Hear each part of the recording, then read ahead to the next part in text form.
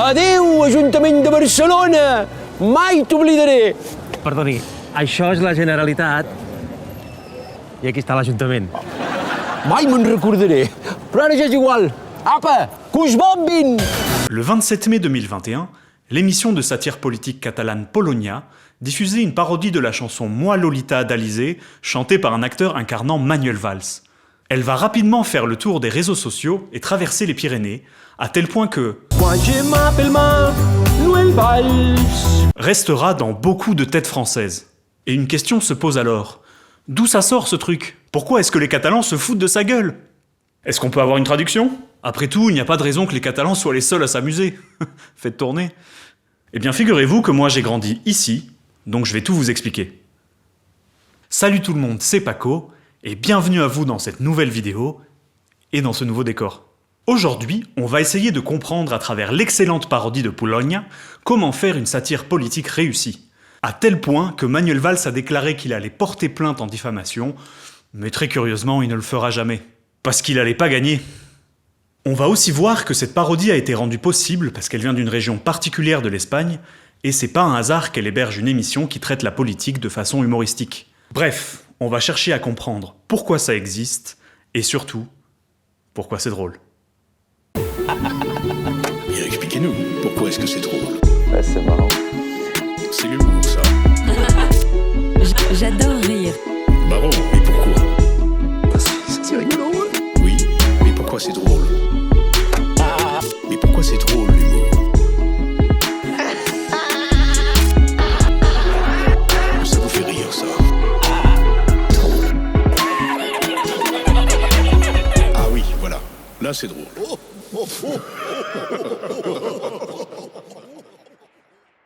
Tout d'abord, un peu de contexte. À la promulgation de la Constitution espagnole de 1978, qui fait suite à la fin du régime dictatorial de Franco... Un peu de contexte, t'es sûr? Ouais, non, je suis parti sur beaucoup de contexte, là.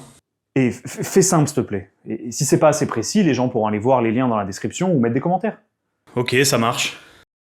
Mais la loi organique sur le statut d'autonomie de la Catalogne du 19 juillet 2006... J'ai bien le droit de parler de la loi organique sur le statut d'autonomie de la Catalogne du 19 juillet 2006, non? Ok, pardon. L'organisation des régions en Espagne est très différente de celle de la France, qui est un État très centralisé, où les régions décident de très peu de choses par rapport à l'État. Contrairement à ça, l'Espagne va en 1978 s'organiser en territoires appelés des communautés autonomes, qui ont le choix de pouvoir avoir leur propre gouvernement, parlement et système judiciaire. Toutes ces communautés autonomes n'ont pas choisi d'avoir les mêmes compétences, et elles peuvent décider par exemple d'être autonomes sur des questions de santé, d'éducation, de patrimoine ou d'agriculture. Tout ça un peu à la carte. La Catalogne a bien entendu choisi d'avoir le plus d'autonomie possible par rapport à l'État espagnol.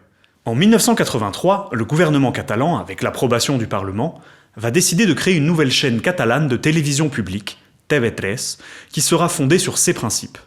La télévision catalane devra avoir un caractère d'organisme public et autonome, dépendant du Parlement de Catalogne, régi de façon indépendante et sous la responsabilité d'un conseil social qui doit refléter la diversité idéologique, culturelle et sociale du pays. Elle doit se développer sous un régime de monopole public pour éviter l'hégémonie de groupes et familles politiques ou financières qui feraient de ce média un instrument au service de leurs intérêts. Le régime de monopole doit assurer un accès libre à la communication pour tous les citoyens. La langue utilisée sera le catalan. Pour assurer ça, il crée le Conseil de l'audiovisuel de Catalogne, le CAC, qui est l'équivalent de l'Arcom en France. La chaîne est lancée en 1984 et va connaître un grand succès qui va l'installer durablement jusqu'à aujourd'hui. Elle vit sa petite vie et en 2006 va naître une des émissions les plus mythiques de la chaîne, celle qui nous intéresse aujourd'hui, Polonia. Créée par le journaliste, auteur et producteur de télévision Toni Soler, c'est une émission hebdomadaire de satire politique catalane et nationale et qui a la particularité d'avoir des acteurs et actrices qui imitent des personnalités politiques. Pour vous donner une idée du ton de l'émission, c'est très proche des Guignols de l'info, et c'est d'ailleurs une inspiration majeure pour le créateur de Polonia. A mi m'agradava molt mirar formats d'altres països, no? Era molt fan d'alguns programes d'humor polític com El Guinyol a França o Spitting Image a Gran Bretanya, que en aquell moment parodiaven a la Thatcher i tal. I vaig dir, hosti, per què no podem fer una cosa així aquí, no? On peut donc dire que c'est un peu les Guignols à la catalane. Bonsoir et bienvenue à la maison. Aujourd'hui, nous allons cuisiner des guignols à la catalane. Alors, la recette n'est pas très différente de l'original, il vous faut une bonne équipe d'auteurs et d'autrices, du sel, quelques piments pour le piquant, des parodies en tout genre et bien sûr, beaucoup d'humour. Très bien. Et ça, on n'en a pas besoin. Ah bon? Eh oui. Et par quoi allez-vous remplacer la marionnette? Eh bien, c'est très simple. Dans les Guignols à la catalane, il y a des vrais acteurs et actrices qui jouent les personnalités politiques. T'as vu ma veste verte? Je suis Marine Tondelier. Merci beaucoup d'avoir suivi cette émission. La semaine prochaine, nous cuisinerons des travers de gros porc. L'émission connaît instantanément un énorme succès, avec des moyennes autour de 782 000 téléspectateurs et téléspectatrices, alors que la Catalogne n'a que 7 millions d'habitants à ce moment-là. Ça gagne plein de prix, tout le monde en parle, c'est un truc de ouf. Et en vrai, je suis pas très étonné. L'émission est vraiment très bien, l'écriture est géniale, les acteurs et actrices réussissent parfaitement à incarner les personnalités politiques. Je le redis, c'est trop bien. Mais pour qu'une émission dure presque 20 ans et conserve un tel succès, il faut un peu plus que juste de la qualité. Le fait que l'émission soit catalane joue énormément, et ce pour plusieurs raisons qu'on va voir tout de suite. Okay, let's go. C'est chelou qu'une émission de politique catalane s'appelle Pologne. D'où ça vient ce truc ? Eh bien c'est parce que les Polonais est une façon péjorative de nommer les Catalans pour les gens qui aiment pas trop les Catalans. On sait pas trop d'où ça vient, et tout le monde essaie de récupérer l'origine du terme, donc je me méfie. Mais dans tous les cas, le terme a surtout été utilisé comme une insulte pendant la période franquiste, où la langue et la culture catalane étaient très durement réprimées. Le terme est ensuite resté dans le langage commun, surtout celui de l'extrême droite espagnole, mais pas que. Le fait que l'émission récupère ce terme pour en faire son titre, ça prouve déjà l'impertinence qu'elle veut avoir, et le fait que son point de vue va être profondément catalan. S'il est vrai que les émissions de télévision nationales traitent les questions régionales de façon assez précise et exhaustive, ça reste très informatif, détaché. Pas vraiment le temps de faire plus, même si c'est déjà bien par rapport à d'autres pays. Or, en Catalogne, que ce soit à cause de cette autonomie et d'une culture déjà très riche d'elle-même, on se retrouve vite dans un monde un peu différent de l'Espagne, qui n'est que partiellement reflété dans les émissions nationales.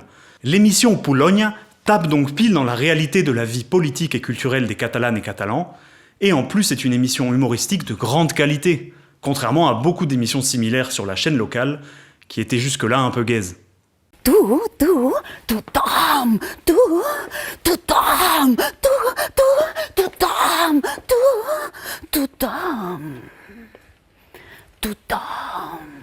Et je vais même aller un peu plus loin parce que j'ai une théorie, et comme toutes les bonnes théories, elle rime. C'est marrant parce que c'est catalan. Cette théorie se vérifie en 2 étapes. Nous aurons l'occasion de le développer dans une prochaine vidéo, mais un des mécanismes les plus importants de l'humour, et en particulier de la caricature et de la critique politique, c'est de s'attaquer aux symboles, au sacré. En tant qu'humain, on a une forte tendance à créer des trucs et à les élever au rang de choses sacrées pour rassembler les gens autour de ces choses et maintenir une cohésion de groupe. En France, c'est par exemple la République, les droits de l'homme et du citoyen, la figure du président, et même carrément la notion de nation. Ce qui fait la France, c'est un ensemble de symboles. Venir se moquer et dégrader volontairement ce sacré permet de mettre en lumière le fait que les symboles sont fragiles et qu'ils ne sont pas indépassables. Et ça crée un effet comique, mais uniquement pour les personnes qui ont un certain détachement vis-à-vis de ce symbole. Ça va Manu? Non, je suis pas ton copain, non. Voilà, tu es là, dans une cérémonie officielle, tu te comportes comme il faut. Donc tu peux faire l'imbécile, mais aujourd'hui c'est la Marseillaise et le chant des partisans, tu m'appelles monsieur le président de la République ou monsieur. D'accord? Voilà, c'est bien. Et tu fais les choses dans le bon ordre, si le jour où tu veux faire la révolution, tu apprends d'abord à avoir un diplôme et à te nourrir toi-même. D'accord? Et à ce moment-là, tu iras donner le son. Et s'il y a bien une région de l'Espagne qui n'a aucun respect pour les symboles nationaux, c'est bien la Catalogne. Il y a plein de symboles en Espagne. Déjà, le chef de l'État est un monarque de droit divin, avec derrière lui des siècles d'histoire et de sacrés qui l'accompagnent. C'est un pays qui, il n'y a pas si longtemps, était dans un régime dictatorial profondément basé sur la religion, le nationalisme, le fascisme et toutes les valeurs qui les accompagnent. Historiquement, il y a des conflits qui ont émaillé la relation entre la Catalogne et la couronne espagnole depuis des siècles. La fête nationale catalane commémore d'ailleurs une défaite contre la monarchie espagnole qui est encore actuellement en place. On peut ajouter à cela la violente oppression de la Catalogne pendant le franquisme, qui n'a pas aidé à apaiser la relation de celle-ci avec les institutions espagnoles. Et en plus de ça, il y a une instrumentalisation de ces conflits par certains camps politiques catalans pour nourrir le projet indépendantiste. Et du coup, les Catalans, ils en ont rien à foutre de la conservation des symboles qu'ils ne respectent pas, et ça donne une émission qui va très loin, et qui du coup est vraiment très marrante. Une bachata endiablée dans une église entre Franco et un responsable du parti de droite espagnol pour dénoncer son extrême droitisation? Pas de problème. Voy de centro, pero ahora creo que si soy más de ultraderecha voy a tener mi gobierno. Voy de centro, pero ahora creo que los votos de los fachas me van a caer del cielo. C'est marrant, parce que c'est catalan. Le deuxième point qui valide cette théorie est le suivant. Comme je le dis dans la toute première vidéo de cette chaîne sur le comique d'observation, abonnez-vous, un des ressorts très puissants de l'humour est de relever chez quelqu'un ou chez un groupe de gens une contradiction ou un truc chelou qu'ils font sans se rendre compte. C'est un procédé que l'on retrouve énormément dans cette émission, dont l'objectif est justement de mettre en lumière ces éléments dont la politique est remplie. Le fait même que les personnalités politiques soient imitées va dans ce sens.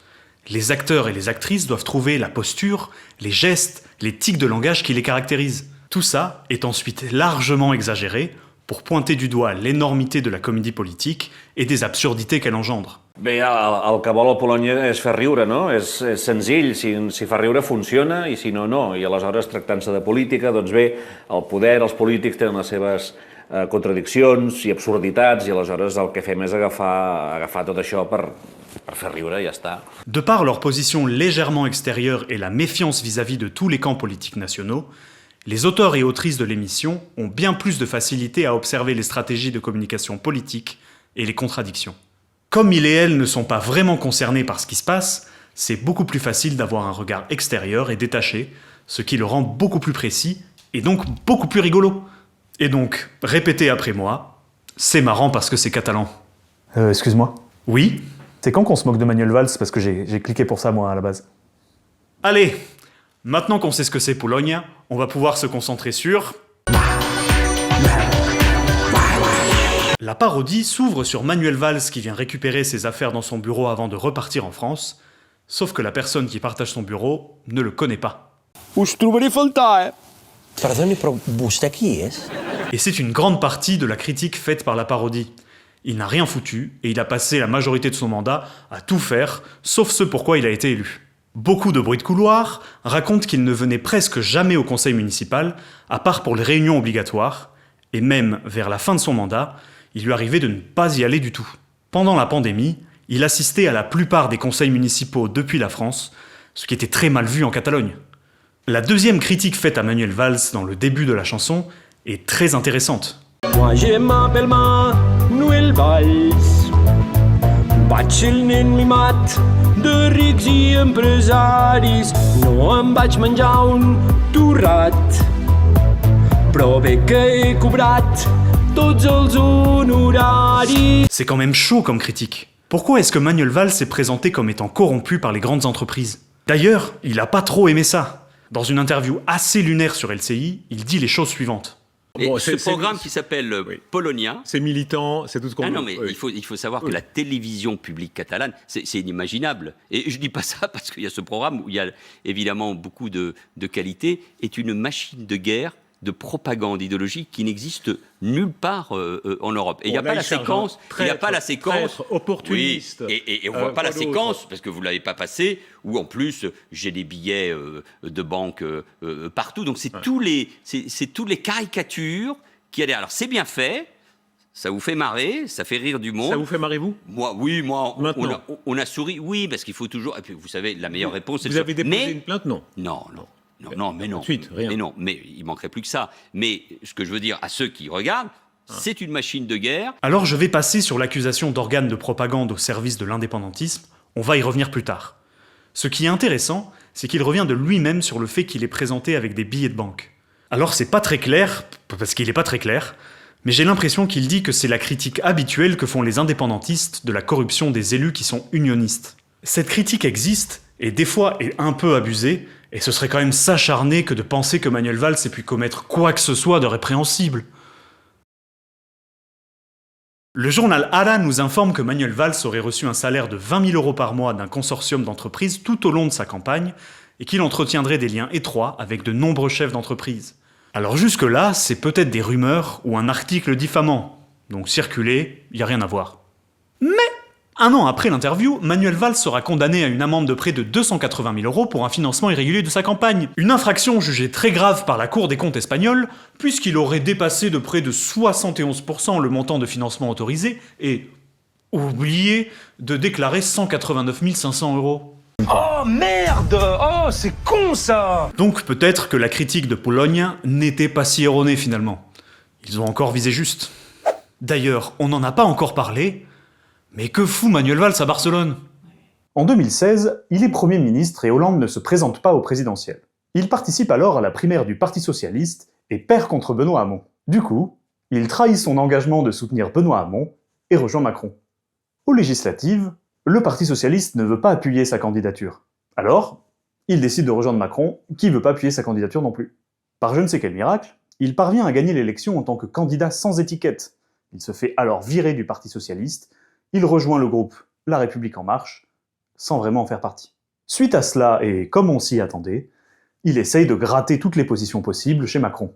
Il se fait rembarrer de partout, et sautera sur l'occasion lorsque le parti de droite espagnol Ciudadanos lui propose d'être son candidat pour la mairie de Barcelone. Mais, et son poste de député? Il ne lui a servi à rien pour accéder à des postes plus importants, alors il l'a quitté. Mais il s'est quand même engagé auprès des gens qui ont voté pour lui et qui lui ont fait confiance pour qu'il les représente, non?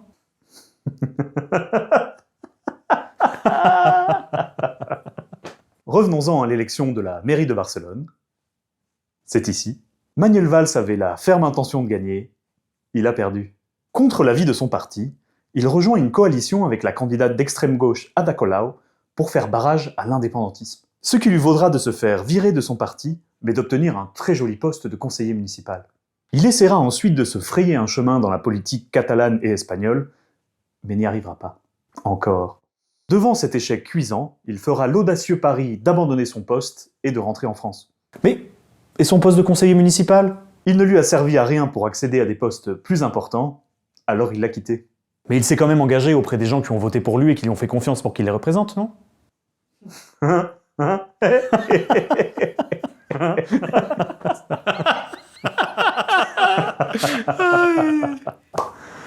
Manu. Mais quand même, il a fait en sorte que Barcelone ne tombe pas dans les mains des indépendantistes. C'est important ça, non? Ah tiens, eh bien parlons-en de ça. C'est un de ses principaux arguments de défense. TV3 serait une chaîne de propagande indépendantiste qui le déteste d'avoir fait ça, et du coup il se paye sa tronche. Et moi, il me déteste pour une seule raison. C'est mon grand exploit à Barcelone. C'est que par mon vote, j'ai empêché que Barcelone ne tombe dans les mains des indépendantistes. Donc vous ne pouvez pas savoir que ces groupes-là me détestent. Mais bon, écoutez, je les ai battus. Donc c'est normal qu'ils se prennent leur revanche. Or, cette accusation virulente est un peu exagérée de la part de Manuel Valls. Comme nous l'avons vu précédemment, la chaîne est régulée par un organisme chargé de veiller à la pluralité des opinions, sous le contrôle du Parlement. Il est vrai que la voix indépendantiste porte beaucoup sur les antennes de TV3, mais c'est lié au fait que ce soit une opinion très représentée dans la société catalane, et le contre-discours est tout aussi présent dans les contenus de la chaîne. Si ce n'était pas le cas, la chaîne ne serait pas aussi massivement regardée par des personnes de tous bords politiques, et serait régulièrement sanctionnée.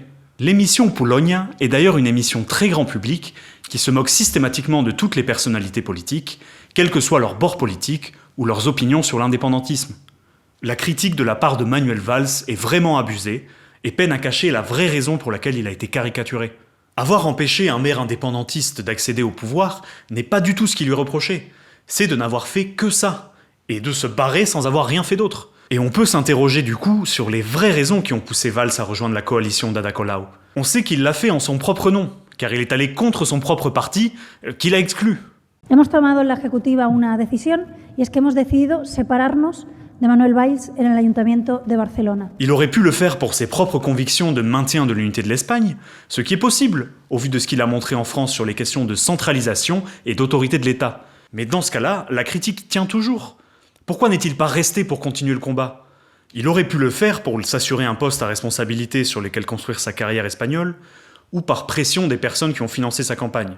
Je ne sais pas laquelle de ces raisons est la bonne, mais dans tous les cas, le critiquer sur son opportunisme, sa soif de pouvoir et son manque de loyauté politique, c'est vraiment pas déconnant. C'est Manuel Valls, quoi, on le connaît, on l'a eu chez nous. Et c'est la base de cette caricature faite par Polonia. Forcer le trait sur le fait que finalement, il n'était peut-être là que pour relancer sa carrière, et non par amour pour Barcelone. C'est d'ailleurs un des trucs qui me fait le plus rire de toute la vidéo. Voir Manuel Valls qui cite des endroits de la ville en n'étant pas du tout dans ces endroits, comme s'il ne connaissait pas du tout la ville, c'est vraiment très rigolo. Salut la team, bienvenue sur le live. Aujourd'hui, on va se mater une petite vidéo de Manuel Valls. Allez, let's go, c'est parti.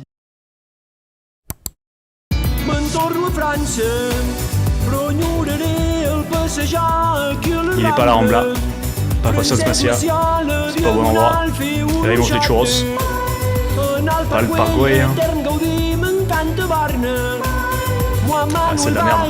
Et d'ailleurs, c'est un peu le running gag de l'émission sur Manuel Valls. La première apparition du personnage a eu lieu lorsque les premières rumeurs de sa candidature ont commencé à surgir. Et voici comment ça a été traité. Això és el mar. Sí, clar, que és el mar. Però Barcelona té mar. Sempre n'ha tingut. Oh là là! Decidit! Accepto! Seré candidat! Dans la suite de la chanson, il est d'ailleurs clairement dit qu'il rentre parce que ça fait longtemps que c'est plus le chef, et qu'il est prêt à tout tant qu'il est payé tous les mois, et qu'il n'a donc pas de vraies convictions. Moi je m'appelle Manuel Valls. Tornaré a París. Fa molt que no mano. El que em diguin jo faré. Puc ser el president o un caça gitano. Potser fundaré un partit. No m'importa si és de dreta o d'esquerra. Moi je m'appelle Manuel Valls. Si cobro cada mes, a mi me le pèle. Et c'est cette partie-là qui a le plus tourné en France, puisque c'est déjà ce qui lui était reproché et une des raisons pour lesquelles il a dû partir. Il n'est pas attaqué parce qu'il n'est pas indépendantiste, mais parce qu'il est tout ce que les gens n'aiment pas chez une personnalité politique. Polonia a encore tapé juste. On a dit précédemment que Manuel Valls a voulu porter plainte pour diffamation, mais en fait, rien n'est diffamant dans cette parodie de chanson. Tout est vrai et vérifiable. Et c'est ce qui fait que c'est une caricature réussie. Il n'y a pas de méchanceté gratuite et rien de diffamant. C'est juste une exagération d'éléments concrets qui parlent à tout le monde, parfaitement écrit et enrobé dans une parodie de chanson hilarante. Bravo. La caricature, elle est à la fois cruelle et juste, et quand il y a du talent, il faut toujours le reconnaître. Merci d'avoir regardé cette vidéo. Si elle vous a plu, n'hésitez pas à la liker, à vous abonner à la chaîne et à partager la vidéo. C'est super important pour m'aider à développer cette chaîne, et c'est le plus grand soutien que vous puissiez m'apporter. N'hésitez pas aussi à venir en commentaire si vous voulez continuer à discuter du sujet, ou dire que vous avez aimé, et moi je serai ravi de vous y rejoindre. Allez, à bientôt tout le monde! Oui, tu nous fais peur à faire des trucs comme ça. Comme un voleur, t'abandonnes ton mandat. C'était bien la peine de recompter les voix. Franchement, ça fait peur de te voir partir comme ça. La bouche en cœur, le dictionnaire sous le bras. Je sais pas comment on dit 49.3.